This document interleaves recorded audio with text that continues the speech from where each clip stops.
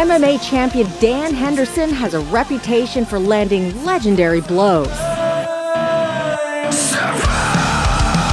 The retired cage fighter and former Olympic wrestler promised to show me some cool moves in the cage at his training gym in Temecula, California. All right, I'm ready to learn. Come on, Dan, show me some moves. It doesn't look that hard. Thanks for learning them up for me. Yeah. No worries. Well, this is either going to be great. Give her some gloves so I can beat her up. Oh, okay. Protecting the face, yeah, right? Bring them right back here. Jab, cross. Ow. Now jab, step, and just rotate. Okay. There you go. See, this isn't so hard, right? Yeah, it's not too hard. And then the guy does a double leg.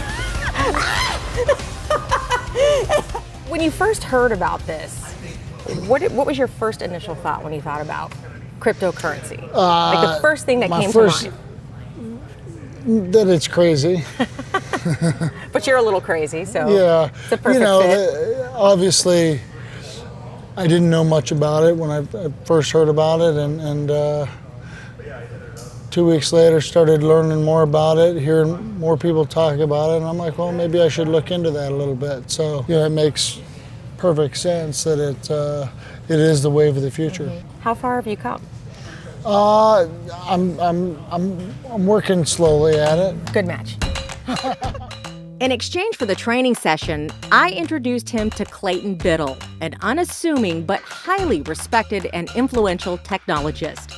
World governments and global corporations seek Clayton's advice to show them how to adapt to the technology and digital currency they know is coming. Clayton gave Dan some pointers on how to buy and store Bitcoin. While I had Clayton with us, I enticed him to a deeper conversation with lunch and drinks.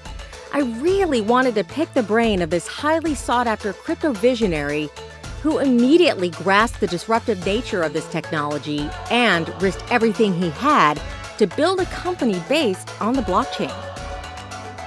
Could cryptocurrency survive or exist without being on a blockchain? Yeah, I mean, other people have tried that, right? I mean, Amazon reward points or something. You know. The difference is that the blockchain creates trust where there was no trust before, and security where there was no security before. To me, the exciting part about blockchain and DLT isn't the money. Of course, is interesting to most people, but what's really interesting is what's coming, and that is this technology enabling a decentralized internet. But there's a technology that aids in validating all of this. Right. It's math. Okay. Secured by math.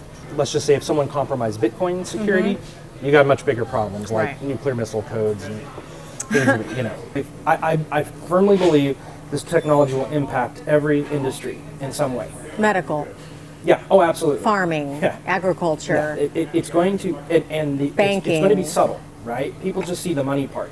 I hate to use the Uber analogy, but this is going to be very disruptive, and people that have had toeholds for 100 years on particular industries are going to just be totally sucker punched by folks that come in, see how to leverage this technology and just do things a new way that because they've never been able to before.